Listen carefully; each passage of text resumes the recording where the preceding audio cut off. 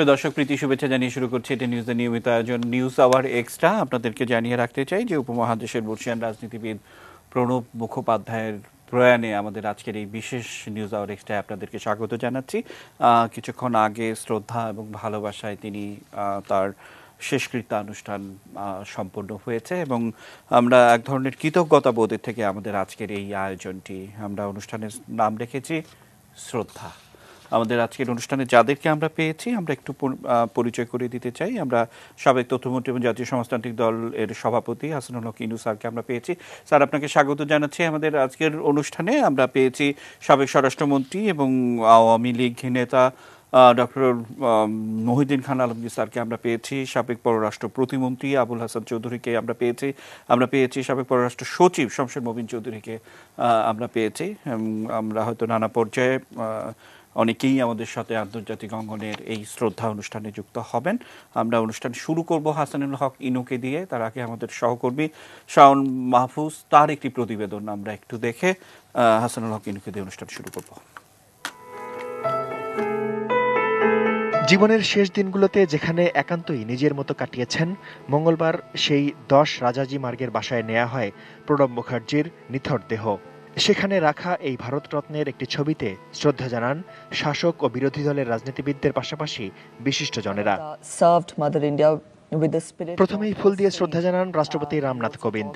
এরপর প্রধানমন্ত্রী নরেন্দ্র মোদী তার প্রিয় প্রণবদাকে শেষবারের মতো শ্রদ্ধা নিবেদন করেন। একে একে শ্রদ্ধা জানিয়েছেন উপরাষ্ট্রপতি ভেঙ্কাইয়া নাইডু, প্রতিরক্ষামন্ত্রী রাজনাথ সিং, লোকসভার speaker Om Birla, chief of defence staff Bipin Rawat, সস্ত্রীক সাবেক প্রধানমন্ত্রী মনমোহন সিং, কংগ্রেসের লোকসভার দলনেতা অধীর চৌধুরী, কংগ্রেস সাংসদ রাহুল গান্ধী, দিল্লির মুখ্যমন্ত্রী অরবিন্দ কেজরিওয়াল সহ অসংখ্য নেতাকর্মী ও সাধারণ মানুষ।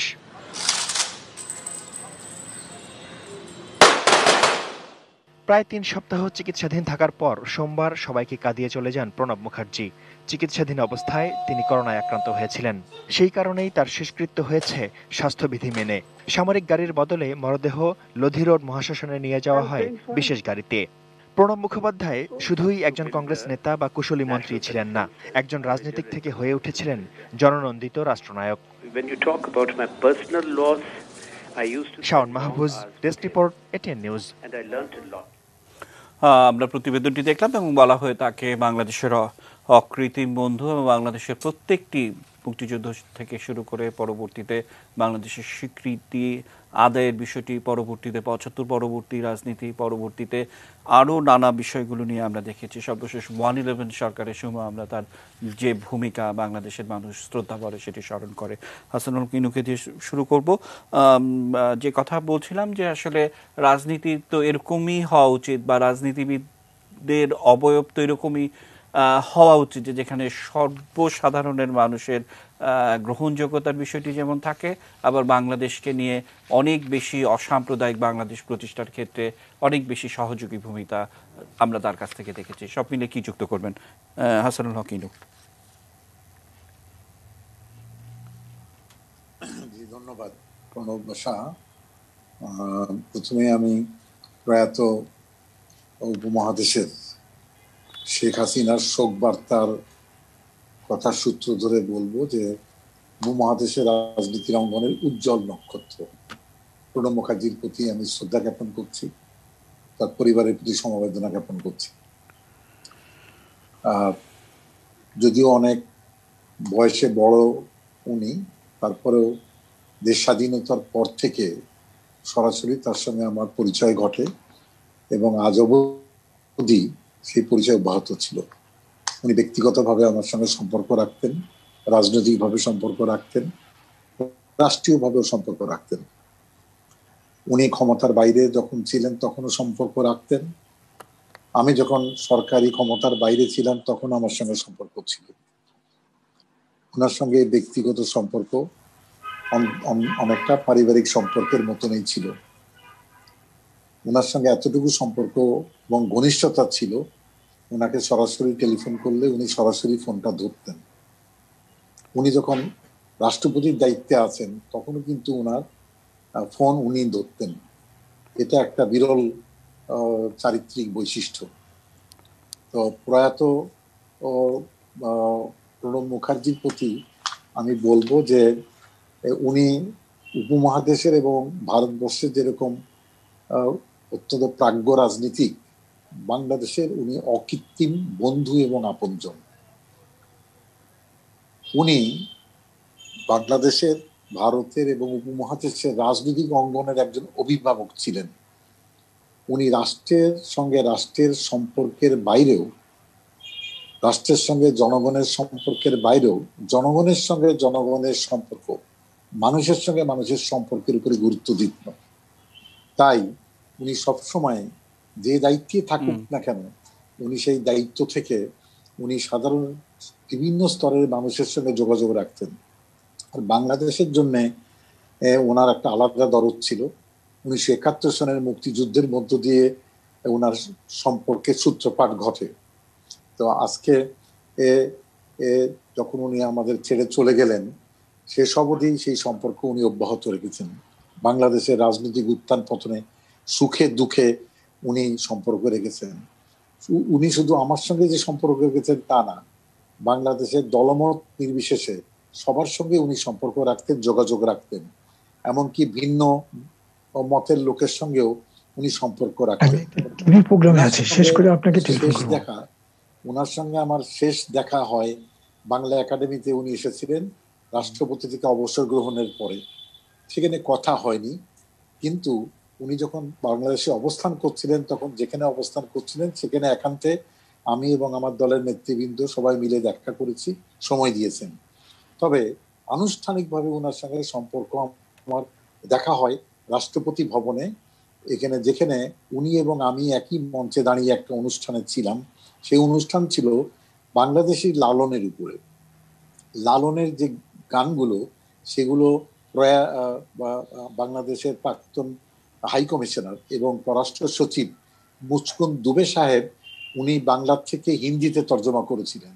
সেই বইটা উনি আগ্রহ প্রকাশ করেছিলেন যে উনি নিজেই মোড়ক উন্মোচন করবেন। সুতরাং সেই 126টা গানের হিন্দি তর্জমাটা উনি রাষ্ট্রপতি ভবনের অডিটোরিয়ামে প্রায় 1000 খানিক সুধীমণ্ডলীর সামনে উনি বইটা উন্মোচন করেন। সেখানে উনি একটা বক্তব্য দিয়েছেন। উনি বলেছিলেন যে লালন হচ্ছে অসাম্প্রদায়িক এবং মানবতাবাদী। বাংলাদেশ এবং ভারতের মেলবন্ধন দাঁড়িয়ে আছে অসাম্প্রদায়িকতার উপরে এবং মানবতার উপরে, এবং সেই সূত্রপাতটা 71-এর মুক্তিযুদ্ধে ঘটে। এবং সেই মুক্তিযুদ্ধের যে রাখি বন্ধন, সেটা রক্তের দিয়ে রাখি বন্ধনটা হয়েছিল। সুতরাং এই সম্পর্কটা কোনোদিন ছিন্ন করার কিছু নেই। তবে 75 সালে বঙ্গবন্ধুর হত্যাকাণ্ডের পরে সামরিক শাসকরা যারা ক্ষমতা এসেছিলেন, তারা এই সম্পর্কে চির ধরানোর চেষ্টা করে। তবে যাই হোক, তাদের পরাজয় ঘটেছে, ক্ষমতা থেকে সরে গিয়েছে। মাননীয় প্রধানমন্ত্রী শেখ হাসিনার নেতৃত্বে যখন বাংলাদেশ আবার পরিচালিত হতে শুরু করলো, আমরা আবার মুক্তিযুদ্ধের চেতনায় অসাম্প্রদায়িকতা, গণতান্ত্রিকতা এবং মানবতার ভিত্তিতে দুই দেশের সম্পর্কে গভীর থেকে গভীরতর পর্যায়ে নিয়ে যাওয়ার চেষ্টা করেছি। আমি প্রয়াত প্রণব মুখার্জি তো রাজনীতিক ছিলেন, আমি উনাকে কিভাবে দেখি? আমি দেখি উনি একজন অসাম্প্রদায়িক ব্যক্তিত্ব, উনি গণতন্ত্রে বিশ্বাসী, উনি মানবতাবাদী।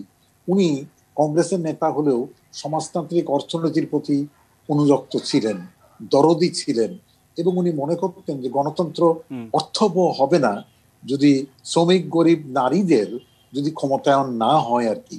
সেই ব্যাপারে অনেক কাজ করেছেন। তবে পররাষ্ট্রনীতির ক্ষেত্রে উনার নীতি খুব পরিষ্কার ছিল।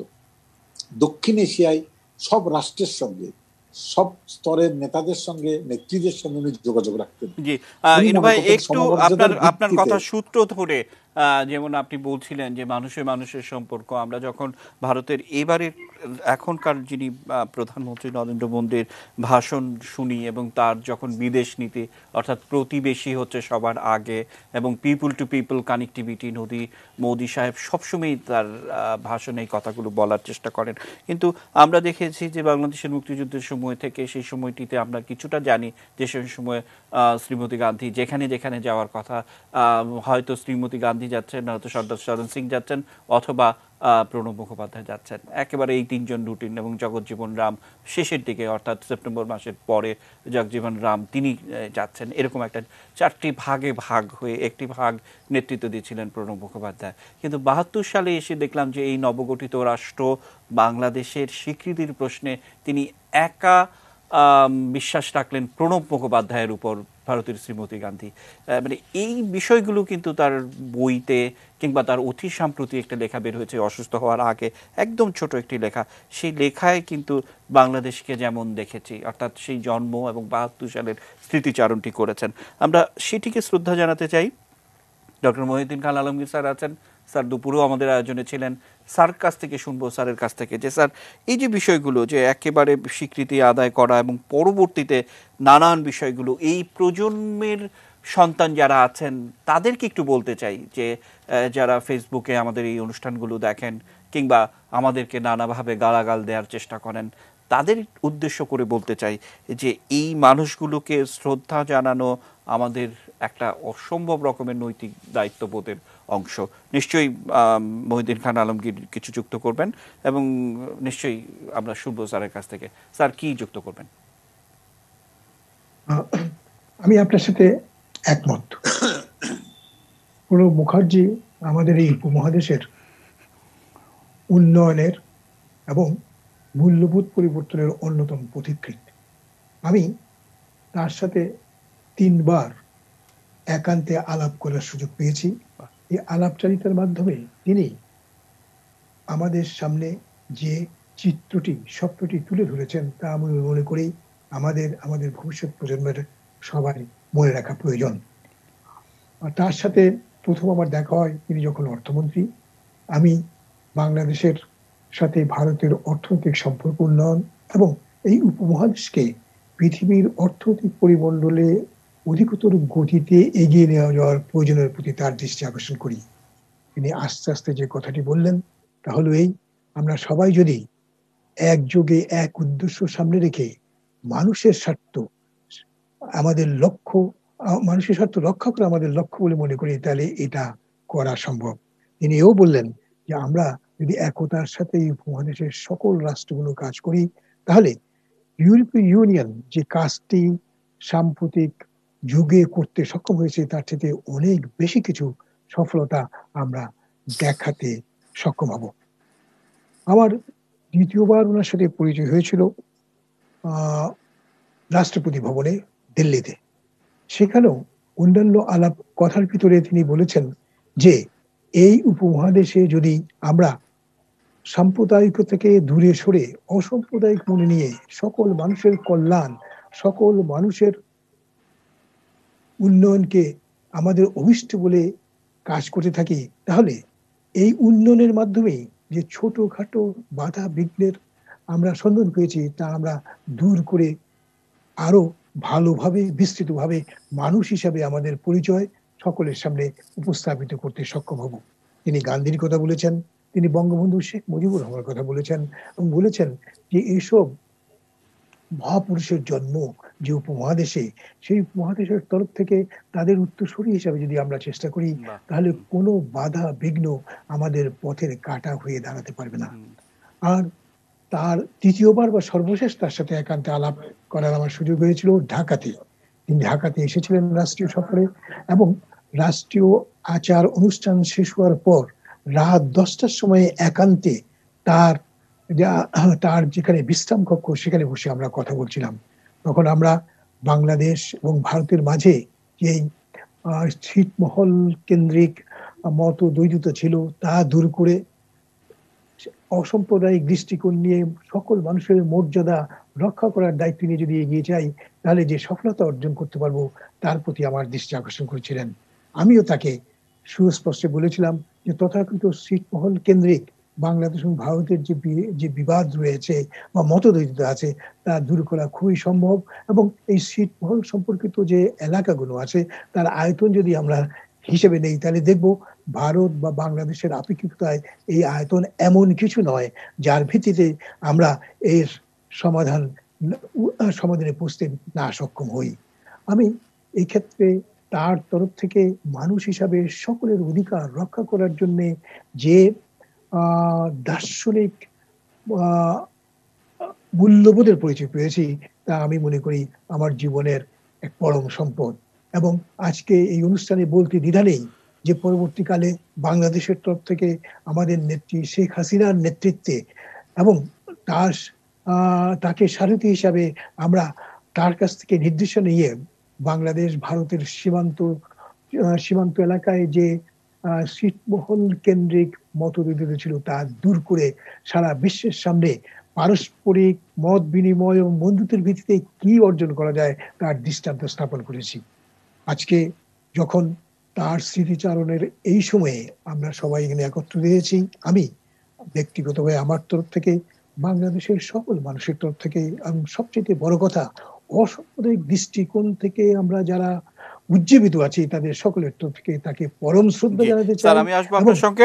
আমার সঙ্গে সাবেক তো আবুল হাসান চৌধুরী, সাবেক পররাষ্ট্র প্রতিমন্ত্রী আমাদের সঙ্গে আছেন, তার কাছে একটু যাব। যে কথা বিষয়গুলো নিশ্চয়ই আপনি অনেক কিছু খেয়াল করেছেন যে মাননীয় প্রধানমন্ত্রী একটি শোক বার্তা জানালেন এই ঘটনার পরপর। কিছুক্ষণ পর আবার সেটি সংশোধিত হয়ে বঙ্গবন্ধুর 2 কন্যার নামে সেই শোক বার্তাটি এলো গণমাধ্যমের হাতে, এবং অত্যন্ত মর্মস্পর্শী সেই শোক বার্তাটি। সেখানে তিনি বলছেন, মাননীয় প্রধানমন্ত্রী এবং বঙ্গবন্ধুর ছোট কন্যা দুজন মানে এক ভাষায় বলছেন যে আমাদের বিপদের দিনে যাকে আমরা সবচেয়ে বেশি আপনজন হিসেবে সেই বিপদের দিনে পেয়েছিলাম তিনি এই প্রণব মুখার্জি। তারপর মানে এক কথায় অসাধারণ, আমরা হয়তো সেটি দেখাবো আজকে সেখান থেকে। এবং বিপদের দিনে যে বন্ধু, সেই বন্ধু হয় সবচেয়ে আপনজন। এটি 2 রাষ্ট্রের যত দ্রুত উপলব্ধি আসবে তত এই 2 রাষ্ট্রের মধ্যে মঙ্গল।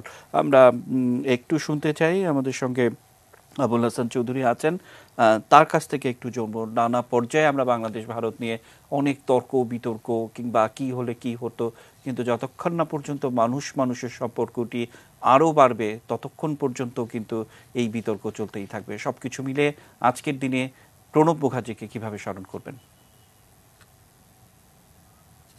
ধন্যবাদ। আমাকে শুনতে পাচ্ছেন? ধন্যবাদ। আমাকে শুনতে পাচ্ছেন? হ্যাঁ, শুনতে পাচ্ছি। শুনতে পাচ্ছেন? জি, শুনতে পাচ্ছি। আচ্ছা, আপনাকে ধন্যবাদ। আমি প্রথমেই আমার অন্তরের অন্তঃস্থল থেকে ভারতের প্রয়াত রাষ্ট্রপতি শ্রী প্রণব মুখার্জির স্মৃতির উদ্দেশ্যে আমার শ্রদ্ধা নিবেদন করছি এবং প্রার্থনা করছি তার আত্মার শান্তির জন্য। আমার পূর্ববর্তী বক্তা যাদের দীর্ঘদিনের রাজনৈতিক অভিজ্ঞতা আছেন তারা বলেছেন, কিন্তু আপনার একটা কথার সূত্র ধরে আমি আরম্ভ করতে চাই। 92-93 সাল হয়তো হবে, তখন আমি আওয়ামী লীগের একজন মাঠ কর্মী, বিরোধী দলের সংসদ সদস্য। আমি দিল্লিতে গিয়েছিলাম। মাননীয়া তখনকার বিরোধী দলের নেত্রী আমাকে বলেছিলেন শ্রী প্রণব মুখার্জির সাথে যোগাযোগ করতে। তিনি তখন ডেপুটি চেয়ারম্যান প্ল্যানিং কমিশন, কারণ সাধারণত চেয়ারম্যান প্রধানমন্ত্রী হয়ে থাকেন। উনি কলকাতায় ছিলেন। আমি ওনাকে দিল্লি থেকে ফোন করি। আমি আশ্চর্য হয়ে যাই, উনি কলকাতায় তাৎক্ষণিক আমার ফোন ধরেন এবং আমি বললাম যে আমি এসেছি, আমি চলে যাব। উনি বললেন যে আপনি কিছুতেই যাবেন না আমার সাথে দেখা না করে। এবং তারপরের দিন উনি যখন আমাকে সময় দিলেন, তার আগে ওনার সাথে আমার দেখা হয় নাই, যদি আমি ওনার সম্বন্ধে জানতাম। আমি ওনাকে ধন্যবাদ জানালাম যে আপনার এত ব্যস্ত, ভারতের ডেপুটি চেয়ারম্যান প্ল্যানিং কমিশন, এবং একটু আগেই শুনেছেন পরে উনি অর্থমন্ত্রী হয়েছিলেন, আমাকে এইরকম ভাবে আপনি সময় দিয়েছেন। উনি তখন আমাকে একটা কথা বলেছিলেন, সেটা কোনোদিন ভুলবো না। তিনি বলছেন, দেখুন আপনি ফোনে বলেছেন আপনি আপনার নেত্রী শেখ হাসিনার কাছ থেকে আমার জন্য একটা অভিনন্দন নিয়ে এসছেন, আমার সাথে কথা বলবেন। তাকে তো আমরা বাইরের মানুষ মনে করি না, আমাদের পরিবারের একজন সদস্য মনে করি, এবং তার সমস্ত পরিবারের সদস্যকে আমাদের একজন সদস্য। তো সেই রকম একজন মানুষ আমাদের একজন পরিবারের আপনজনের কাছ থেকে এসেছেন, আর আপনার সাথে আমি দেখা করব না। এই অল্প কথার মধ্যে দুটো জিনিস আসলে, অনেক কথা উল্লেখ করব, যে সর্বকালের সর্বশ্রেষ্ঠ বাঙালি জাতির জনক বঙ্গবন্ধুর প্রতি ছিল তার অগাধ শ্রদ্ধা। এবং এক পর্যায়ে তিনি বলে ফেললেন যে খুবই তরুণ বয়সে আমরা নেতাজির কথা শুনেছি, উদ্বুদ্ধ হয়েছি, উদ্বেলিত হয়েছি, কিন্তু বঙ্গবন্ধুকে দেখে আরো আমরা প্রলুব্ধ হয়েছে। আমরা ভেবেছি আবার নতুন করে একটা, সেই জন্য যেটা একটু আগে বলা হয়েছিল যে যদিও তিনি ভারতের রাষ্ট্রপতি ছিলেন, ভারতের একজন একেবারে শীর্ষস্থানীয় রাজনীতিবিদ ছিলেন, তার চিন্তার সীমাবদ্ধতা শুধুমাত্র ভারতবর্ষের ভিতরে ছিল না। তিনি যে কথাটা বঙ্গবন্ধু একেবারে ধ্বংসের মধ্যে দাঁড়িয়ে, বাংলাদেশের মধ্যে দাঁড়িয়ে তিনি চিন্তা করেছিলেন যে শুধুমাত্র একটা স্বাধীন সার্বভৌম দেশ, আমাদের সকলের এগিয়ে যেতে হলে সকলের একসাথে এগিয়ে কাজ করতে হবে, এইটার ব্যাপারে তিনি সম্পূর্ণভাবে নিবেদিত ছিলেন। দ্বিতীয় কথা, তিনি যার হাত ধরে রাজনৈতিক অঙ্গনে আসেন, প্রয়াত শ্রী সিদ্ধার্থ শঙ্কর রায়, যাকে ৭১-এ ভারতের প্রধানমন্ত্রী ইন্দিরা গান্ধী বাংলাদেশের জন্য বিষয়ের জন্য তাকে নির্দিষ্ট করেছিলেন এবং পরবর্তীতে আমরা জানি তিনি পশ্চিমবঙ্গের মুখ্যমন্ত্রী ছিলেন। সেই ওনার সাথে শ্রী সিদ্ধার্থ রায় যখন ঢাকায় আসেন, তখন অপেক্ষামূলকভাবে অত্যন্ত তরুণ নেতা প্রণব মুখার্জিও ঢাকায় এসেছিলেন।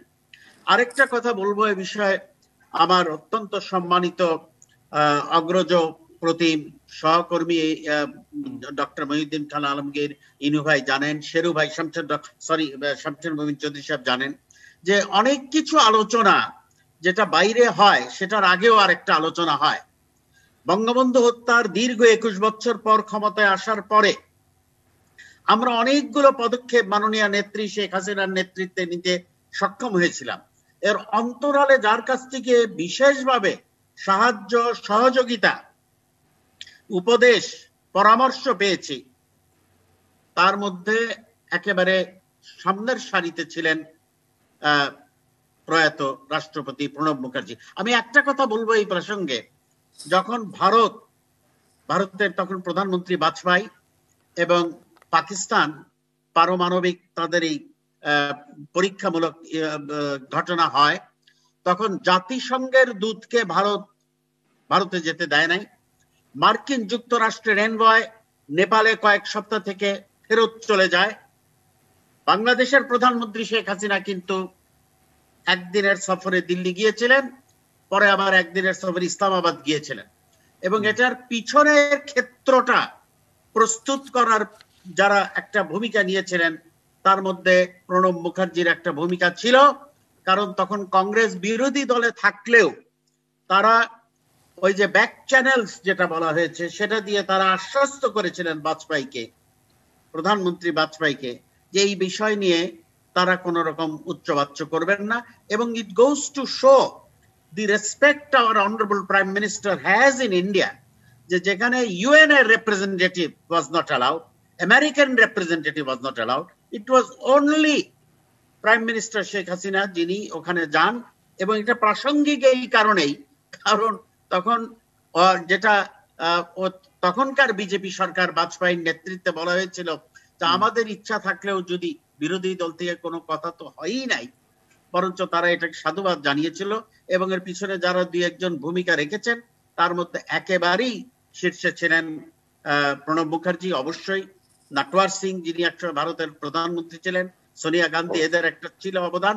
কিন্তু বিজেপির সাথে সেই সাক্ষাৎকার হয়েছিল। আর তারপরেও আমাদের যে ৩০ বছর মেয়াদী চুক্তি, যেটা না হলে কোন রকমের সাহায্য ওয়ার্ল্ড ব্যাংকে এগিয়ে আসবে না বারবার বলা হয়েছিল, আরো অন্যান্য সমস্যায় অনেক কিছু সাহায্য সহযোগিতা তার কাছ থেকে আমরা পেয়েছি। এই জন্য একজন কে কোথায় আছি বা কে কোথায় ছিলাম বড় কথা নয়, সেই রকম একটা দুর্যোগের সময় 15ই আগস্টের সেই হত্যাকাণ্ডের পরে আমাদের নেত্রী, তার ছোট বোন, পরিবারের যারা ছিলেন, শেখ রাহান সহ সবাইকে তিনি সত্যি যেভাবে যে মমত্ব বোধ দিয়ে দেখেছেন, এটা আমি করে বাংলার মানুষ হিসেবে আমরা তার কাছে কৃতজ্ঞ থাকবো।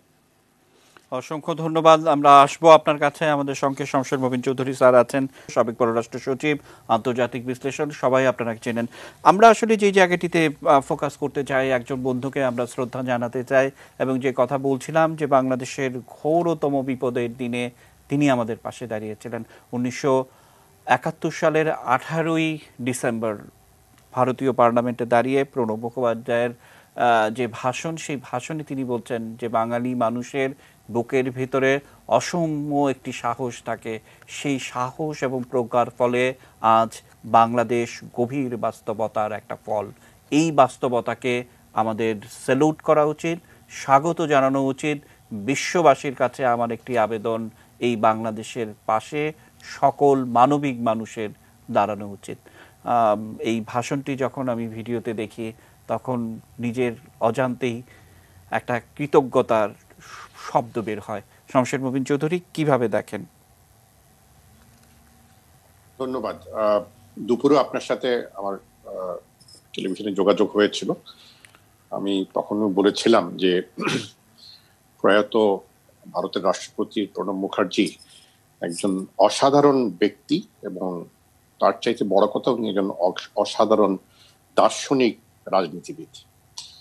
দার্শনিক এ কারণে আমি বলবো যে আমাদের বাংলাদেশ ভারতের যে দ্বিপাক্ষিক সম্পর্কের যে দৃঢ়তা এবং একে আরো বিস্তার ঘটাবার ক্ষেত্রে প্রণব মুখার্জির একটি অতুল্য ভূমিকা ছিল।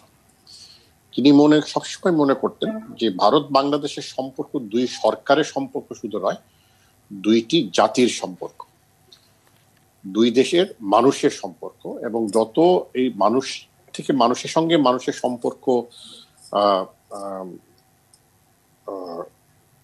মানে শক্তিশালী হবে, ততই কিন্তু আন্তরাষ্ট্রীয় সম্পর্ক আরো সুদৃঢ় হবে। এই যে সম্পর্ককে আরো গভীরতর করার ক্ষেত্রে প্রণব মুখার্জির একটি অসাধারণ ভূমিকা ছিল, এবং সেই ভূমিকা কিন্তু উনি শুরু হয় স্বাধীন বাংলাদেশ হওয়ার পরে নয়, স্বাধীন বাংলাদেশের মহান মুক্তিযুদ্ধের সময় থেকে। আপনি শুরুতেই বলেছিলেন যে তৎকালীন ভারতের প্রধানমন্ত্রী ইন্দিরা গান্ধী যে 3 বা 4 জনকে দায়িত্ব দিয়েছিলেন এই মুক্তিযুদ্ধের ক্ষেত্রে বাংলাদেশের আন্তর্জাতিক মহলে এই মুক্তিযুদ্ধের কথা তুলে ধরতে, তার মধ্যে প্রণব মুখার্জির একটি অন্যতম ভূমিকা ছিল। এবং স্বাধীনতার প্রাক্কালে বাংলাদেশের স্বীকৃতি, আন্তর্জাতিক ক্ষেত্রে স্বীকৃতি পাওয়ার ক্ষেত্রেও প্রণব মুখার্জির একটি ঐতিহাসিক ভূমিকা ছিল, যার সঙ্গে আমাদের বাংলাদেশের সৃষ্টির ইতিহাস এবং বাংলাদেশের এই 5 দশকের যাত্রার ইতিহাসের সাথে প্রণব মুখার্জির নাম ওতপ্রোতভাবে জড়িত। এখন উনি আজকে নেই, কিন্তু ওনার স্মৃতি আমাদের সাথে সবসময় থাকবে, কারণ বাংলাদেশের নামের সাথে প্রণব মুখার্জির নাম অবিচ্ছেদ্য একটি বিষয়। আমাদের দুর্দিনে, আমাদের সুদিনে সবসময় প্রণব মুখার্জিকে বাংলাদেশ তার পাশে পেয়েছে। তিনি বাংলাদেশের কথা এবং বাংলাদেশের সম্পর্কর কি আকার বা কি প্রকার হবে, শুধু যে দ্বিপাক্ষিক সম্পর্ক যেটা মানে গতানুগতিক যে সম্পর্ক, তার বাইরে এটাকে কিভাবে আরো গভীরতর করা যায়, কিভাবে এটা বিস্তৃত করা যায়, এই ক্ষেত্রে প্রণব মুখার্জির একটি অকৃত্রিম এবং একটি নিজস্ব চিন্তাধারা ছিল, যেটা আপনার মূলধারার রাজনীতির ঊর্ধ্বে গিয়েও উনি চিন্তা করতেন যে দক্ষিণ এশিয়ায় ভারতের সবচেয়ে পরিচিত বন্ধু হচ্ছে বাংলাদেশ, এবং বাংলাদেশের চাওয়া পাওয়ার ক্ষেত্রে বাংলাদেশ ভারতে কি আশা করতে পারে, যেহেতু ভারত এই সম্পর্কে ভারত বড় রাষ্ট্র, দায়িত্ব ভারতের উপরে বেশি বর্তায়। কথাটা নিজে মনে বলতেন এবং বলতেনও সেই কথাটা, যে আমাদের দায়িত্বটা বেশি। তো সেই দায়িত্ব পালনে উনি ভারতে যে সরকারই থাকুক না কেন, সব সরকারের কিন্তু ওনার থেকে পরামর্শ নিতে হয়েছে। এবং যদিও উনি কংগ্রেসের একজন শীর্ষ নেতা ছিলেন, তার বিজেপি সরকার ক্ষমতায় আসার পরেও আমরা দেখেছি যে ভারতের বর্তমান প্রধানমন্ত্রী নরেন্দ্র মোদী ওনার থেকে অনেক সময় পরামর্শ নিয়েছেন। ওনার অভিজ্ঞতার প্রতি শ্রদ্ধা জানিয়ে উনি ওনার সাথে আলাপ করেছেন, ওনার উপদেশ নিয়েছেন, এবং সেই উপদেশ কিন্তু ভারতের প্রধানমন্ত্রীর ভালো কাজে লেগেছে। কিভাবে বাংলাদেশের সঙ্গে সম্পর্কটাকে আরো এগিয়ে নেওয়া যেতে পারে পারস্পরিক লাভের ভিত্তিতে, পারস্পরিক শ্রদ্ধার ভিত্তিতে। সেই ক্ষেত্রে আমি বলবো যে প্রণব মুখার্জির এই গত 5 দশকে তার শুধু ভারতের রাজনীতি নয়, ভারত বাংলাদেশের দ্বিপাক্ষিক সম্পর্কের ক্ষেত্রেও একটা অসাধারণ ভূমিকা। ঠিক এই সে কথা কারণে সূত্র ধরে আমরা শমশের মোবিন চৌধুরী, এই কথার সূত্র ধরে আমি শুধু হাসানুল হক ইনুকে একটি প্রশ্নের কথা শুধু একটু মনে করিয়ে রাখবো যে মহিউদ্দিন খান আলমগীর বলছিলেন যে বিশেষ করে বাংলা একাডেমি তার যে স্মারক বক্তৃতা, একক বক্তৃতা, সেখানে কিন্তু একটি কথা যেটা মহিউদ্দিন খান আলমগীর স্যার কিছুটা ইঙ্গিত করছিলেন যে যে দেশে মহাত্মা গান্ধীর মতো এরকম বড় নেতা জন্মায়, তার পাশের দেশ, সেই দেশে বঙ্গবন্ধুর মতো এরকম একটা নেতা জন্মাবে, এটাই তো স্বাভাবিক, তাই না? আবার এই দুই নেতার যে দর্শন এদেশের লক্ষ কোটি মানুষ অনুসরণ করে, তাদের মধ্যে একটা দার্শনিক সম্পর্ক থাকবে, একটা মিল থাকবে, নীতির মিল, আদর্শের মিল, মনুষ্যত্বের মিল, এটাই তো স্বাভাবিক, তাই না? তারপরও কিছু কিছু সামান্য বিপরীত স্রোত এসে মাঝে মাঝে ম্লান করার চেষ্টা করে। আমাদের প্রত্যেকেরই উচিত হবে ম্লান হওয়া সেই বাতাসগুলোকে আমাদের গায়ের ভেতরে যেন আমরা রাখতে না দিই। কি অসাধারণ বাক্য, ভাষা, শব্দ, মানে এক কথায় মুগ্ধতা ছাড়া আর কিছু বলার থাকে না। ইনু ভাই, আপনার কাছ থেকে এই ব্যাখ্যা শুনবো। আমি একদম ছোট একটা বিরতি নিতে চাই। আমাদের সঙ্গে অস্ট্রিয়া থেকে গবেষক নজরুল ইসলাম আছেন, তার কাছেও যাব। একদম শুধু প্রশ্নটি ধরে রাখলাম, আমি ফিরে এসে আপনার কাছ থেকে শুনবো। নিচ্ছি ছোট্ট বিরতি, এটিএন নিউজের সঙ্গে থাকুন।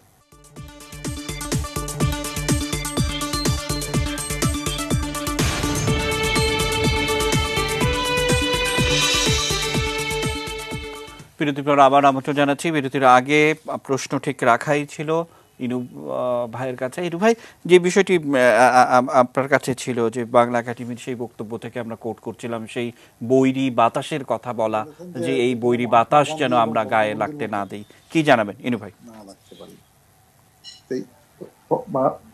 প্রয়াত প্রণব মুখার্জির এই বক্তব্যটা খুব সহজ সরল ভাষায় যে বর্তমান রাজনৈতিক পরিস্থিতির এই নেতিবাচক কিছু ঘটনার উপরে আলোকপাত করেছেন উনি, এবং সেটা হচ্ছে যে গণতন্ত্র, মানবতা, অসাম্প্রদায়িকতা, সমাজবাদ, এই সে স্বীকৃত যে সত্যগুলো আছে, যেটা মানুষকে সমান করে, সম্মান দেয়, বৈষম্য দূর করে, জাতপাতের ঊর্ধ্বে মানুষকে নিয়ে যায়। তো সেই ব্যাপারে যে মহাত্মা গান্ধী বা বঙ্গবন্ধু শেখ মুজিবুর রহমানের মতন মানে নেতৃবৃন্দর যে ভূমিকা রেখে গিয়েছেন, সেই ভূমিকা অনুযায়ী কিন্তু উপমহাদেশ চলেনি এবং দীর্ঘ 70-80 বছরের যে ইতিহাসের দিকে তাকাই, সেখানে দেখি যে অনেক বৈরী এই অবস্থা তৈরি হয়েছে, বৈরী বাতাস হয়েছে। এই উপমহাদেশে সামরিক শাসকরা হস্তক্ষেপ করেছে, অবৈধ সামরিক শাসন এসেছে এবং সাম্প্রদায়িকতার পুনরুজ্জীবন হয়েছে এবং তাকে আমদানি করা হয়েছে, পুনর্বাসন করা হয়েছে, পৃষ্ঠপোষকতা হয়েছে। এমনকি ক্ষমতায় দখলের জন্য, প্রতিপক্ষকে ঘায়েল করার জন্য সাম্প্রদায়িকতাকে হাতিয়ার করা হয়েছে, অথবা ক্ষমতায় টিকে থাকার জন্য সাম্প্রদায়িকতার সঙ্গে সুসম্পর্ক করা হয়েছে। এরকম পরিস্থিতিতে প্রণব মুখার্জি কথাটা যেটা বলেছেন, সে উনি কি বিষয়, উনি এটাকে পছন্দ করতেন না।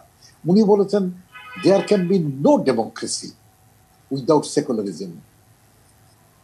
সেকুলারিজম, ধর্ম নিরপেক্ষতা বাদ দিয়ে কোনো গণতন্ত্রই হতে পারে না।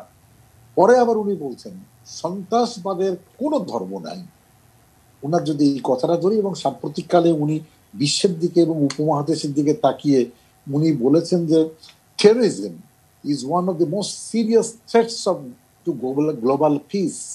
It negates the fundamental principles of justice. An act of terrorism anywhere in the world is a threat to peace, stability everywhere. বাংলায় যদি সংক্ষেপে বলি যে সন্ত্রাসবাদ বিশ্ব শান্তির জন্য হুমকি স্বরূপ এবং মৌলিক ন্যায় বিচারের পরিপন্থী এবং ক্ষতিকারক। সন্ত্রাসবাদের যে কোনো ঘটনা যে কোনো জায়গায় সারা বিশ্বের জন্যই ক্ষতিকারক এবং শান্তির জন্য হুমকি, অস্থিতিশীলতার জন্ম দেয়।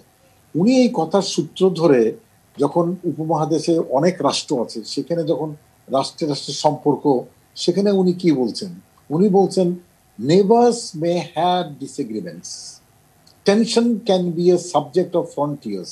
প্রতিবেশীদের ভিতরে মতবিরোধ থাকতেই পারে, সীমান্তে উত্তেজনা হতেই পারে, but sponsorship of terrorism through non-state actors is a matter of deep concern to entire nation. We believe in peace on the border in the hope of friendship. এই যে কথাগুলো বললেন উনি, যে মতবিরোধ থাকতে পারে, কিন্তু মতবিরোধ নিষ্পত্তি করার জন্যে সন্ত্রাসবাদকে আপনি আমদানি করবেন এবং সীমাপার সন্ত্রাসবাদকে লালন পালন করবেন, এটা কখনো কারোর জন্যই মঙ্গলজনক না। এর ভিত্তিতে উনি উনার জীবদ্দশায় উনি ভূমিকা রাখার চেষ্টা করেছেন এবং উনি বারবার বলতে চাচ্ছেন একই সঙ্গে সঙ্গে যে গণতন্ত্র কিন্তু মেজরিটেরিয়ান ডেমোক্রেসি না, মানে সংখ্যাধিক্যের আধিপত্য কিন্তু গণতন্ত্র নয়। উনি বলছেন যে পরমত সহিষ্ণুতাটা গণতন্ত্রের একটা বিশেষ স্তম্ভ, বিরুদ্ধ মত স্বাধীনভাবে তোলার ব্যাপারটা মানে খুবই গুরুত্ব সহকারে দেখা উচিত। যে গণতন্ত্রের সংখ্যাধিক্য, সংখ্যাগুরুরা আধিপত্য বিস্তার করে, সেখানে গণতন্ত্র মারা যায়, নির্বাসনে যায়। সুতরাং সেই হিসেবে উনি কিন্তু দলমত নির্বিশেষে গণতান্ত্রিক কর্মীদের ভিতরে উনি সম্পর্ক বজায় রাখার চেষ্টা করতেন। সেই জন্যে আমাদের নরেন্দ্র মোদী এই তার ভাষা মানে শোকবার্তায় কি বলেছেন, শোকবার্তায় বলছেন ভারতরত্ন প্রণব প্রয়াণে দেশ শোকাহত। ভালো, ভারতের প্রগতিতে তার একক ভূমিকা রয়েছে। তারপরে বলছেন মোদী তিনি সব স্তরের রাজনৈতিক দলের শ্রদ্ধার পাত্র ছিলেন, সব দলের।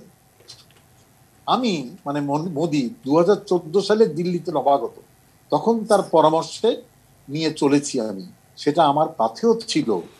তার সহযোগিতা, আশীর্বাদ আমি কখনোই ভুলতে পারবো না। এই যে মানে মানে আপনার নিজের গণ্ডির বাইরে হাতটা প্রসারিত করা, এটা তো একটা বিরাট গুণের ব্যাপার। সেই জন্যে উনাকে বলা হচ্ছে যে উনি উপমহাদেশের রাজনীতির একটা উজ্জ্বল নক্ষত্র, উনি প্রাজ্ঞ, উনি জ্ঞান বৃক্ষ। উনি যে রাজনৈতিক অঙ্গনে যে শূন্যতা তৈরি হলো উনার অনুপস্থিতিতে, এটা কিভাবে পূরণ হবে আমি জানি না। তবে ইদানিংকালের পৃথিবীতে যখন দারিদ্র এবং বৈষম্য এবং সন্ত্রাসবাদ আমাদেরকে ঝাঁকি দিচ্ছে, সেইখানে প্রণব মুখার্জির মতন রাষ্ট্রনায়কোচিত রাজনীতির এই দরকার ছিল। কিন্তু আমি সেইভাবেই দেখবো। কিন্তু প্রবাসী, অস্ট্রিয়া প্রবাসী নজরুল ইসলাম গবেষক আছেন, তার কাছে যাব। আমি শুধু একটু প্রশ্নটা দৌড়িয়ে রাখতে চাই যে ভবিষ্যৎ প্রজন্ম কিংবা আগামী প্রজন্ম প্রণব মুখার্জিকে কিভাবে স্মরণে রাখবে। আপনি ভাবতে থাকুন, আমি চট করে শুধু মহিউদ্দিন খান আলমগীর স্যারকে ইনু ভাইয়ের কথার সূত্র ধরে বলছিলেন যে এই যে মানুষের পরামর্শ, সেটির ধারাবাহিকতা, কিংবা মহিউদ্দিন স্যার আপনি যখন 1/11 সরকার যখন কারণে আপনি যখন কারাগারে ছিলেন, আপনার একটি বিখ্যাত বই আছে নোট অফ প্রিজন্স, সেই বই যখন আপনি লিখছেন, তখন যারা এদেশে 1/11 ঘটালো তাদেরই একজন প্রণব মুখার্জির সঙ্গে দেখা করলেন এবং সেই দেখার বিস্তারিত বিবরণ তিনি আবার তার বইতে, মানে সেই যিনি দেখা করলেন তিনি লিখেছেন। তিনি বলছেন যে আমরা আসলে যে কারণে রাজনীতিবিদদের বিরাজনীতিকরণের একটি প্রক্রিয়া প্রচেষ্টা ছিল, সেই ধারাবাহিকতা ঠিক রাখতে গিয়ে আমরা নিজেরাই অনেকে তাল গোল পাকিয়ে ফেলেছি। এখন কি করণীয়, কিভাবে এই পরিস্থিতি থেকে উত্তরণ ঘটানো যায়? এবং প্রণব মুখার্জির উত্তর ছিল যে সেটি করতে হলে অবশ্যই বাংলাদেশের যে মুক্তিযুদ্ধ হয়েছে সেই মুক্তিযুদ্ধের পক্ষের শক্তির ওপর আপনাদের আস্থা রাখতে হবে।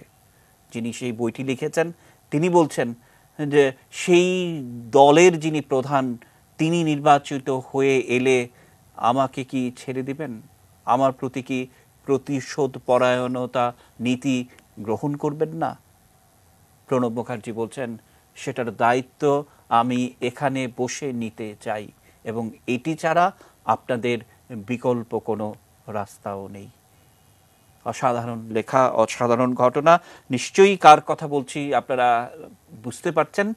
মহিউদ্দিন খান আলমগীর, আপনার অনেক কিছু যোগ করার আছে, কি জানাবেন? তারপর আমরা নজরুল ইসলামের কাছে যাব। আমাকে যদি এ বিষয়ে মন্তব্য করতে বলে থাকেন, তাহলে আমি সুস্পষ্টভাবে আপনাদের সকলের সামনে নিঃসন্দেহে এ কথাটি বলতে চাই যে সংবিধান লঙ্ঘন করে কোনো শক্তি যদি দেশের ভাগ্য বিধাতার ভূমিকায় যেতে চায় তারা দেশের শত্রু। তার কারণ সংবিধানে বিধৃত হয় কি জন্যে সে রাষ্ট্রটি প্রতিষ্ঠিত হয়েছে এবং কি প্রক্রিয়ায় সে রাষ্ট্র চলবে এবং কি প্রক্রিয়ায় রাষ্ট্র চললে সার্বিকভাবে সকল জনগণ উপকৃত হবেন। এই যে মূল্যবোধের কথাগুলো, এই যে মৌলিক সূত্রগুলোর কথাগুলো, এগুলো যদি আমরা যাদেরকে আমাদের দেশ পাহারা দেওয়ার জন্য নিযুক্তি দেই তারা লঙ্ঘন করে নিজেই দেশের রাজা হতে চান, তাহলে আমাদের সুস্পষ্ট বলতে হবে তারা দেশের বন্ধু নন, দেশের শত্রু।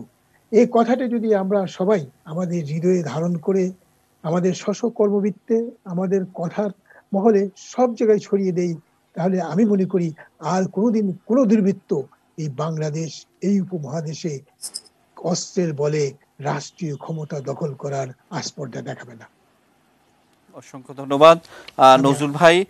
আপনার কাছে প্রশ্ন ছিল, আগামী প্রজন্ম, এই প্রজন্ম কিভাবে প্রণব মুখার্জিকে স্মরণে রাখবে, কি জানাবেন?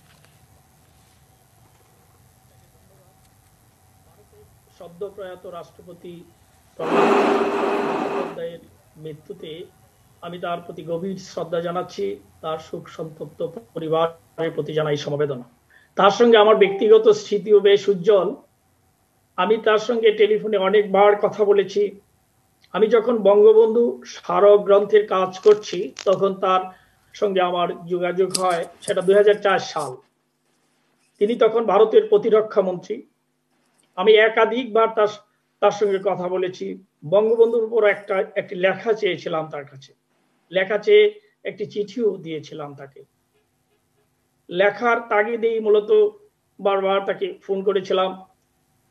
2004 জানুয়ারি থেকে এপ্রিল পর্যন্ত নিয়মিতই তার সাথে কথা হয়েছে। তিনি ফোন ধরতেন, তিনি ফোন ধরে আমাকে বলেছেন তিনি চেষ্টা করছেন একটি লেখা তৈরি করতে, কিন্তু সময় করে উঠতে পারছেন না। শেষ পর্যন্ত আমাকে একটি চিঠি লিখেছেন তিনি। ওই চিঠিটি বঙ্গবন্ধু শেখ মুজিবুর রহমান স্মারক গ্রন্থের প্রথম খণ্ডের 163 পৃষ্ঠায় মুদ্রিত হয়েছে। আমি জানি না এখানে চিঠিটা, যদিও খুব ছোট্ট চিঠি, কয়েক লাইনের, চিঠিটা এখানে পড়ে শোনানোর সুযোগ আছে কিনা। চিঠিটি আমার হাতের কাছে আছে, তবে এই চিঠিতে বঙ্গবন্ধুর প্রতি তার প্রগাঢ় শ্রদ্ধার কথা উঠে এসেছে। আসলে বাংলাদেশের প্রতি তার অসামান্য ভালোবাসার প্রকাশ তো 1971 সাল থেকে দেখিয়েছেন তিনি। মুক্তিযুদ্ধকালে পশ্চিমবঙ্গের বাংলা কংগ্রেসের নেতা প্রণব মুখোপাধ্যায় ছিলেন রাজ্যসভার সদস্য। ভারতের অনেক রাজনৈতিকের মতো তখন মুক্তিগামী বাঙালির পক্ষে দাঁড়িয়েছিলেন তিনি। 71 সেপ্টেম্বর মাসের শুরুতে ফ্রান্সে ইন্টার পার্লামেন্টারিয়ান ইউনিয়নের সম্মেলনে অংশ নিয়ে বাংলাদেশের স্বাধীনতার পক্ষে এবং পাকিস্তানিদের অত্যাচার নির্যাতনের বিরুদ্ধে জনমত গঠনে গুরুত্বপূর্ণ ভূমিকা রাখেন প্রণব মুখোপাধ্যায়। একই সময় যুক্তরাজ্য ও জার্মানি সফরে গিয়ে সেখানকার সরকার প্রধান ও সংসদ সদস্যদের কাছে বাংলাদেশের তখনকার পরিস্থিতি উপস্থাপনে ভূমিকা রাখেন। ওই সময়ে ত্রিপুরা, আসাম ও মেঘালয় শরণার্থী শিবির পরিদর্শনে গিয়ে স্থানীয় প্রশাসনের সঙ্গে সমন্বয়ের মাধ্যমে সেখানকার পরিবেশ পরিস্থিতি ভালো করার তার ভূমিকা ছিল প্রশংসনীয়। মুক্তিযুদ্ধে অবদান রাখা বিদেশি বন্ধু হিসেবে 2013 সালের 4 মার্চ প্রণব মুখোপাধ্যায়ের হাতে বাংলাদেশ মুক্তিযুদ্ধ সম্মাননা তুলে দিয়েছিলেন বাংলাদেশের তখনকার রাষ্ট্রপতি জিল্লুর রহমান। আসলে এই মহান মানুষটি সম্পর্কে আমি শুধু আজকের আমাদের এই অস্ট্রিয়ায় তার প্রয়াণের খবর, অস্ট্রিয়া একটি ছোট্ট দেশ আপনারা জানেন, এখানকার তাদের মাদার ল্যাঙ্গুয়েজ জার্মান। প্রত্যেকটা পত্রিকায় তার মৃত্যুর সংবাদ তারা ছাপিয়েছে ছবি সহ, কোনো কোনো পত্রিকায় ছোট করে, কোনো কোনো পত্রিকায় বড় করে। একটি পত্রিকায় লিখেছে জার্মান ভাষায় যে মানুষের কল্যাণ ও শান্তির জন্য একজন নেতা সারাটি জীবন কাজ করে গেছেন, তেমন একজন নেতা ছিলেন ভারতের এই প্রয়াত রাষ্ট্রপতি প্রণব মুখার্জি। এইভাবেই ছবি সহ নিউজটি করেছে প্রথম পৃষ্ঠায়।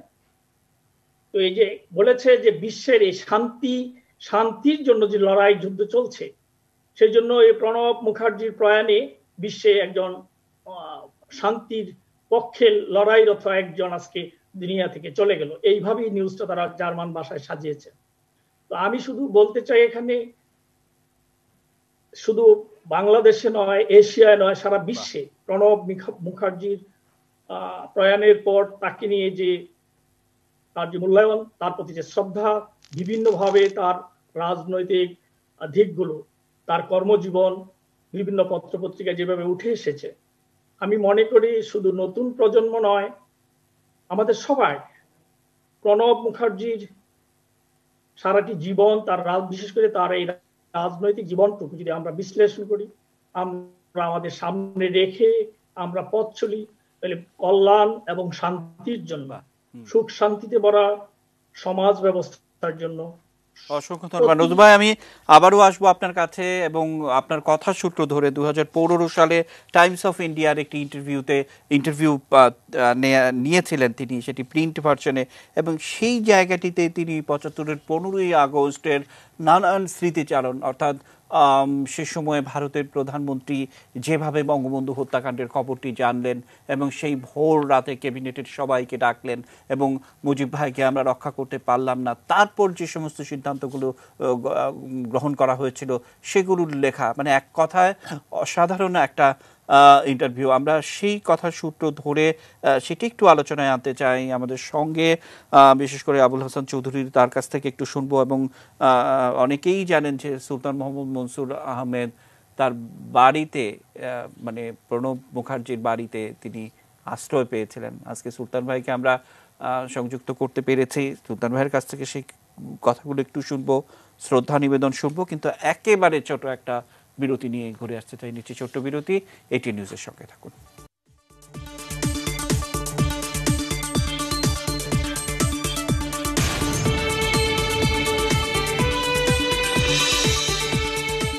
দর্শক বিরতির পর আবার আমন্ত্রণ জানাচ্ছি, দেখছেন এটিএন নিউজ। আমরা কথা বলছি, আমাদের আজকের বিষয় রেখেছি শ্রদ্ধা বাংলাদেশের পরম বন্ধুর প্রতি। আমরা বিরতির আগে বলছিলাম যে 15ই আগস্টের পরে তিনি যেভাবে সামগ্রিক বিষয়গুলো দেখার চেষ্টা করেছেন এবং ভারতীয় পত্রপত্রিকায় বা মার্কিন স্টেট ডিপার্টমেন্টের গোপন দলিলগুলো ঘেঁটে আমরা যে সমস্ত উপাত্ত পাই, কিংবা 2015 সালে টাইমস অফ ইন্ডিয়াকে দেওয়া যে সাক্ষাৎকারটি, সেখানে কিন্তু নানান বিষয় রয়েছে। বলছিলাম সুলতান মোহাম্মদ মনসুর আমাদের সঙ্গে আছেন, তাকে আমরা এই মুহূর্তে যুক্ত করেছি। সুলতান ভাই, যে বিষয়টি যে আপনি কিভাবে স্মরণ করবেন, বলা হয়ে থাকে যে আপনি তার বাসায় আশ্রয় পেয়েছিলেন, এই কথাটি কতটা সত্য আমাদেরকে কি জানাবেন সুলতান ভাই?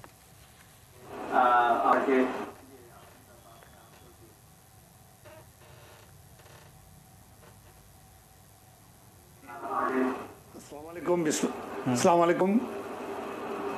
আমি প্রথমেই এটিএন নিউজের কর্তৃপক্ষ, বিশেষ করে উপস্থাপককে ধন্যবাদ জানাচ্ছি, যিনি আমাকে আজকের এই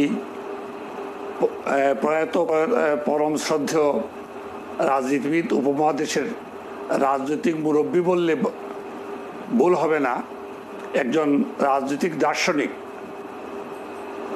এবং এই উপমহাদেশের সকলের কাছে গ্রহণযোগ্য একজন ব্যক্তিত্ব প্রণব মুখার্জি সম্পর্কে কিছু কথা বলার জন্য আমাকে উপস্থাপক ফোন করেছিলেন আজকে দুপুরে। গত 5 মাসে এই যে বিশ্বব্যাপী মহামারী করোনা নামক কারণে অনেক চ্যানেল আমাকে ফোন করেছিলেন অনেক বিষয়ে কথা বলার জন্য, কিন্তু আমি কোথাও যাই নাই। 5 মাস পর এই প্রথম জনতার সামনে আমি উপস্থিত হয়েছি। উপস্থিত না হলে বিবেকের কাছে আমি দায়ী থাকতাম, কারণ এমন এক ব্যক্তি সম্পর্কে আমাকে আহ্বান করা হয়েছে আলোচনার জন্য, যদিও ওনার কালকে প্রয়াত হওয়ার পরেই গতকালই আমার ফেসবুকের মাধ্যমে আমি ওনার প্রতি শ্রদ্ধা নিচ্ছি, আমার বক্তব্য উপস্থাপন করেছি। সত্য কথা বলতে কি, বর্তমান প্রজন্ম দেখে নাই, জানে না, তাদেরকে দোষেও লাভ নেই। আমরা আজ থেকে 49-50 বছরের মতো আত্মিকভাবে চিন্তার দিক দিয়ে এই শ্রদ্ধেয় প্রণব মুখার্জির সাথে আমাদের সম্পর্ক হয়ে গিয়েছিল।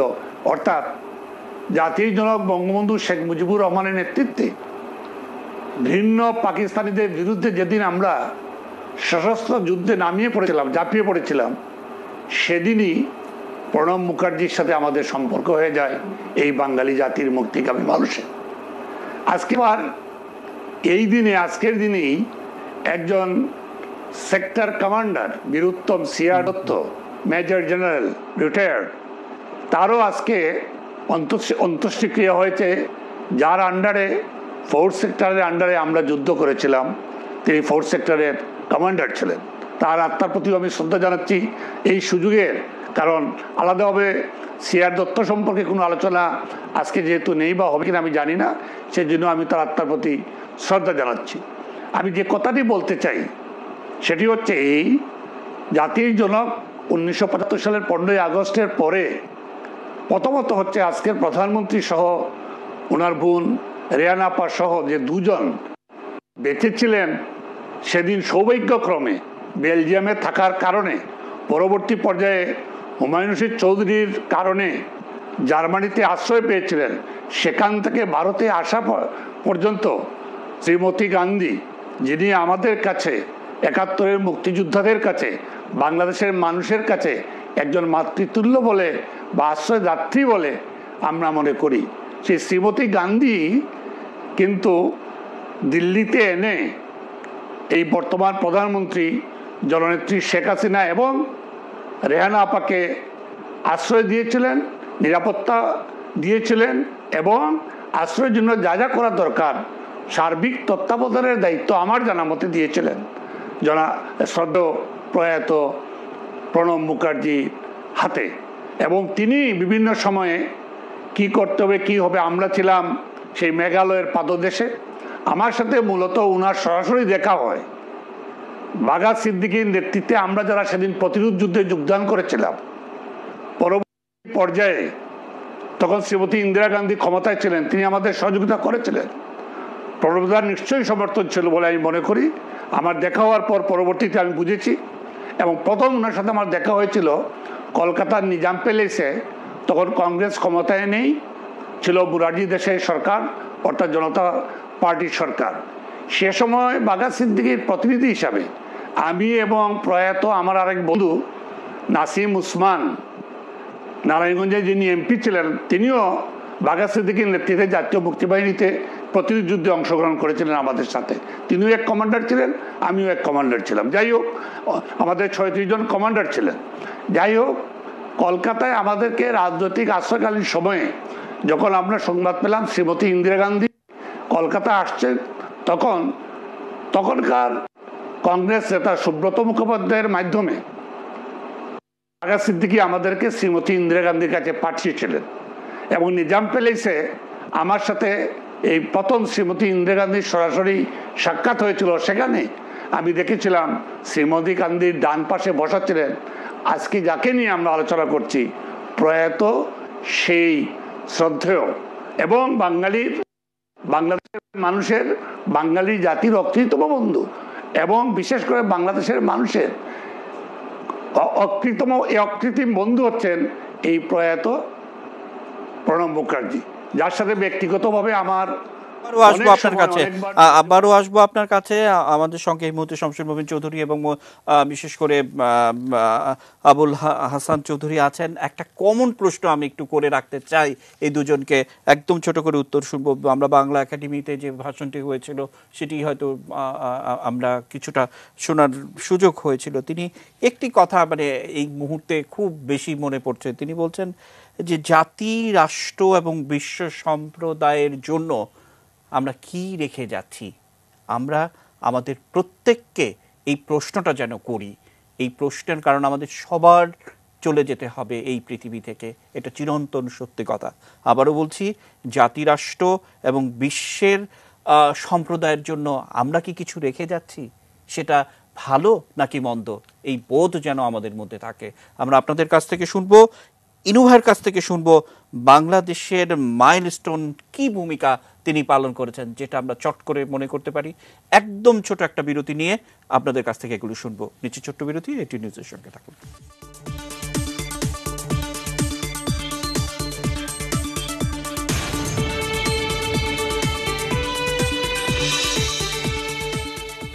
শ্রদ্ধা বাংলাদেশের অকৃত্রিম বন্ধু। আমরা একেবারে শেষ ধাপে, যেমনটা বলছিলাম যে প্রশ্ন আমার আগেই করা ছিল আবুল হাসান চৌধুরী, জাতি এবং রাষ্ট্র বিশ্ব সম্প্রদায়ের জন্য আমরা কি রেখে গেলাম? আমরা সবাই মরব এবং সবাই চলে যেতে হবে, এই প্রশ্নটা আমরা যেন প্রত্যেককে করি, এরকম একটি কথা তিনি বাংলা একাডেমিতে সেদিন দাঁড়িয়ে সবার সামনে বলেছিলেন। কি জানাবেন আবুল হাসান চৌধুরী? আমি আপনার প্রশ্নটা শুনেছি। স্বাভাবিকভাবেই তার মতো একজন অত্যন্ত বিজ্ঞ এবং যিনি একটু আগেই যে কথাটা আমরা বলেছি, শুধুমাত্র একটা দেশের একেবারে শীর্ষ পর্যায়ের রাজনীতিবিদ ছিলেন না, তিনি সেই দেশের রাষ্ট্রপতি এবং এই ভূখণ্ড নিয়ে তিনি চিন্তা ভাবনা করেছেন। তিনি যে একটা কথা বলেছেন, এটা একেবারে অনস্বীকার্যভাবে সত্য, যে অসাম্প্রদায়িক চিন্তা চেতনা বাদ দিয়ে গণতন্ত্র আসতে পারে না, এবং এই দুইটা একসাথে না হলে কোনো উন্নতি সাধন করা যায় না। আলোচনা শুনতে শুনতে আমার মনে হচ্ছিল ওই ৭১-এ মুক্তিযুদ্ধ চলাকালীন সময় হিন্দুস্তান টাইমসের একজন বিখ্যাত সাংবাদিক, যিনি প্রয়াত প্রণব মুখার্জির অত্যন্ত ঘনিষ্ঠ ছিলেন এবং ভারতের তদানীন্তন প্রধানমন্ত্রী শ্রীমতী ইন্দিরা গান্ধীরও অসাধারণ ঘনিষ্ঠ ছিলেন, তারাপদ বসু। তার মাধ্যমে আমরা সেই সময় জেনেছি যে নেতৃবৃন্দরা ভারতের পক্ষ হয়ে অসাধারণভাবে আপনার মুক্তিযুদ্ধ চলাকালীন সময় মুজিবনগর সরকারের সাথে সম্পর্ক রাখছেন এবং পরামর্শ দিচ্ছেন। তাদের মধ্যে প্রণব মুখার্জিও ছিলেন একজন, এবং আমি মনে করলাম যে এই সুযোগে তার একজন বন্ধু তারাপদ কাকা অনেক অনেক আগেই চলে গেছেন, তার প্রতি শ্রদ্ধা নিবেদন করে। দেখেন, এই আলোচনার প্রেক্ষিতে আমার একটা কথা মনে হচ্ছিল, আমরা সকলেই জানি মহাত্মা গান্ধীর একটা চিন্তা, একটা দর্শন, একটা দিক নির্দেশনা, একটা রাজনীতি ছিল। নেতাজি সুভাষচন্দ্রেরও একটা চিন্তা, একটা দর্শন, একটা আপনার রাজনীতি ছিল, এবং এর যে নির্যাস, এর যে সার সংক্ষেপ, এটা আমার মনে হয়েছে যদি কোনো নেতার ভিতরে আমরা দেখি, সেটা আমাদের জাতির জনক, সর্বকালের সর্বশ্রেষ্ঠ বাঙালি বঙ্গবন্ধুর ভিতর। তিনি একদিকে শান্তির কথা বলছেন, বিশ্ব শান্তির কথা, তিনি বলছেন তোমরা আমার ভাই, অন্যদিকে বলছেন ঘরে ঘরে দুর্গ গড়ে তোলো।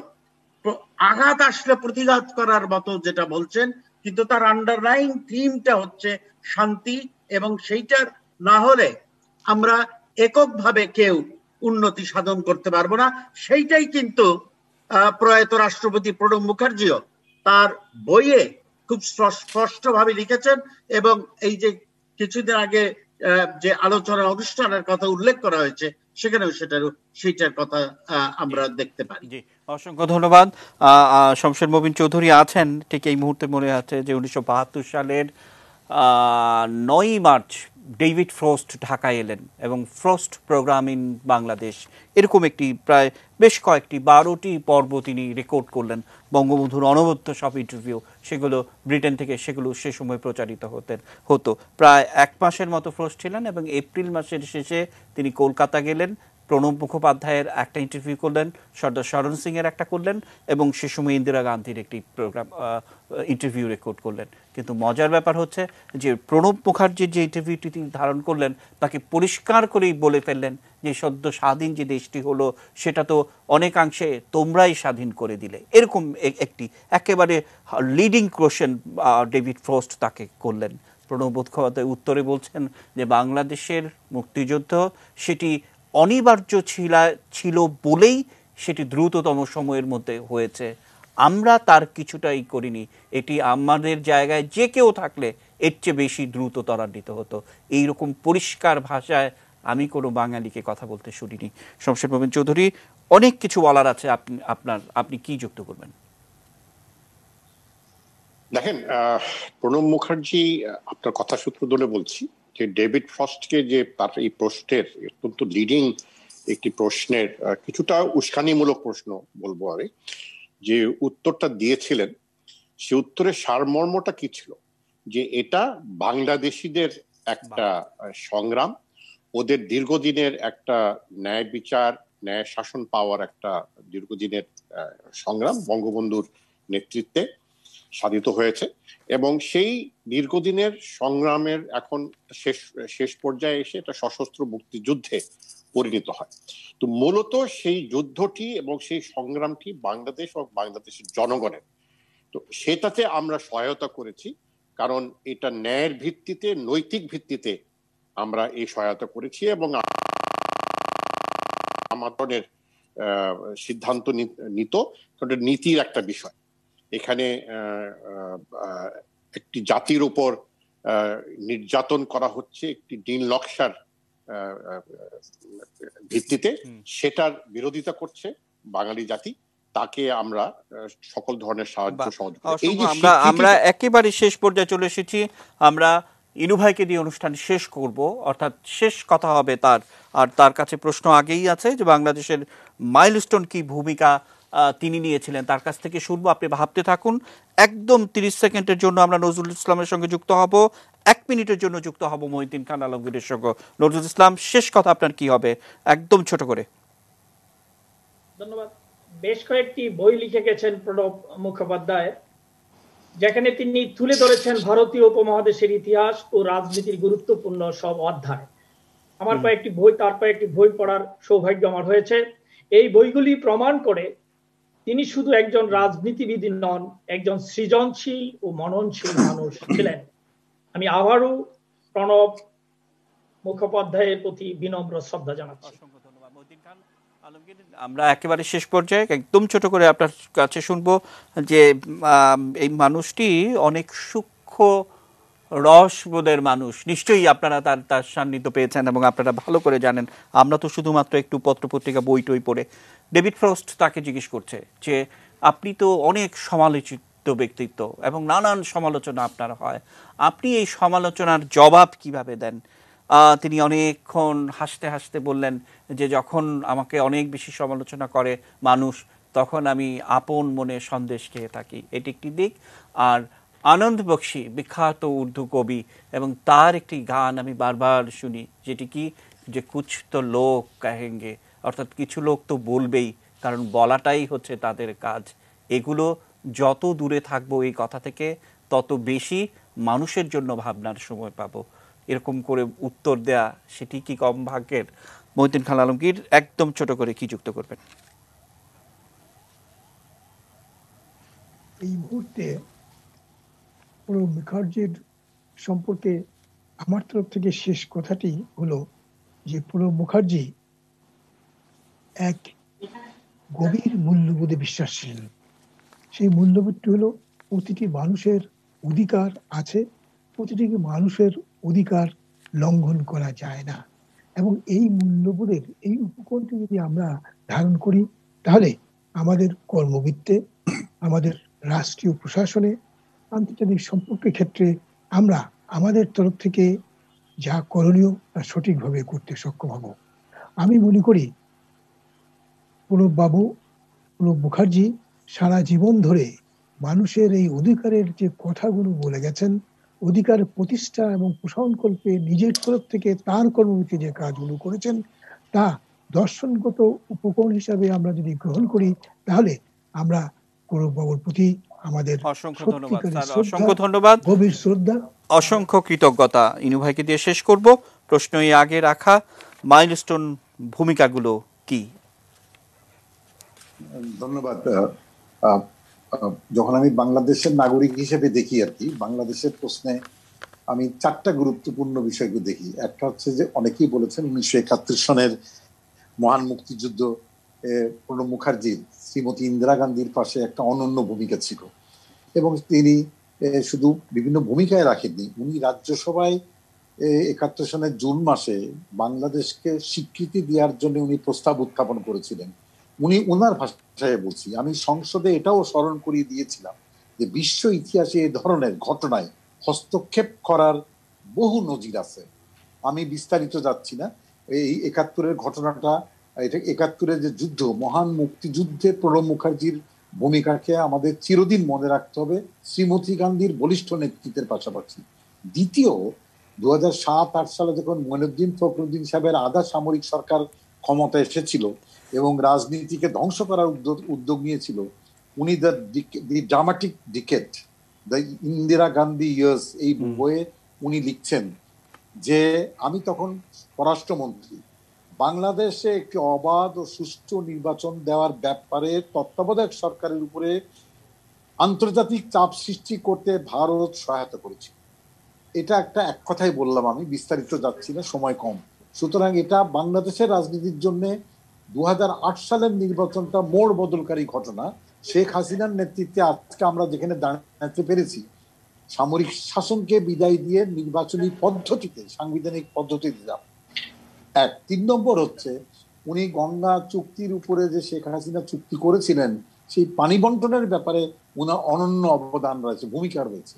আর 4 নম্বর হচ্ছে উপমহাদেশে যখন সন্ত্রাসবাদ কাঁপাচ্ছে, আতঙ্ক সৃষ্টি করছে, সীমাপার সন্ত্রাস যখন আমাদেরকে পর্যুদস্ত করতে উদ্যত, তখন বাংলাদেশ, ভারত সহ উপমহাদেশে সন্ত্রাসবাদ মোকাবেলা করার জন্য একটি গুরুত্বপূর্ণ বলিষ্ঠ ভূমিকা উনি রাখেন।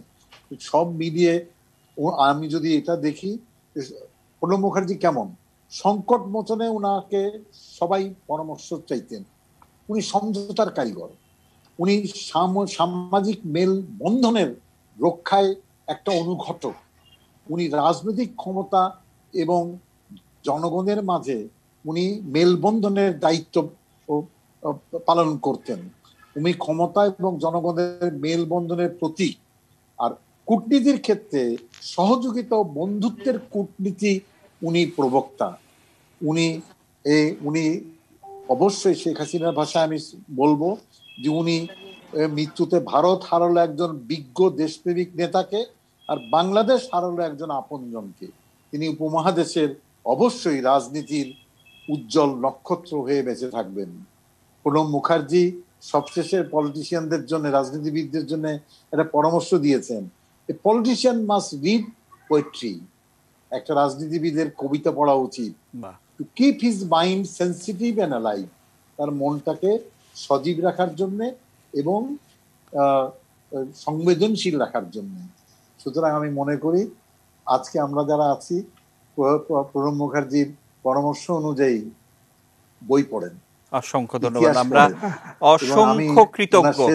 শেষ সময়ে উনাকে 150 বই উপহার দিয়েছিলাম রাষ্ট্রপতি ভবনে নিজে, এবং বইয়ের নামগুলো এবং লেখকের নামগুলো উনি বলে দিয়েছিলেন আমাকে, সব বাংলাদেশের বই, তার ভিতরে অনেক সাহিত্যের বই ছিল। অসংখ্য ধন্যবাদ। কিন্তু আমি প্রত্যেকের প্রতি কৃতজ্ঞতা জানিয়ে আজকের আয়োজন শেষ করতে চাই। আবারও বলবো, আমরা যেন আমাদেরকে প্রশ্ন করি, আমরা কি বিশ্ব রেখে গেলাম, কি দেশ, কি জাতি রেখে গেলাম, এটি একটি সবচেয়ে বড় প্রশ্ন। সবাইকে কৃতজ্ঞতা। এই অনুষ্ঠানটি রাত 1:10 পুনঃপ্রচারিত হবে, দেখার আমন্ত্রণ জানিয়ে শেষ করতে চাই। আগামীকাল শোক রয়েছে। সবাইকে কৃতজ্ঞতা, সবাইকে শ্রদ্ধা।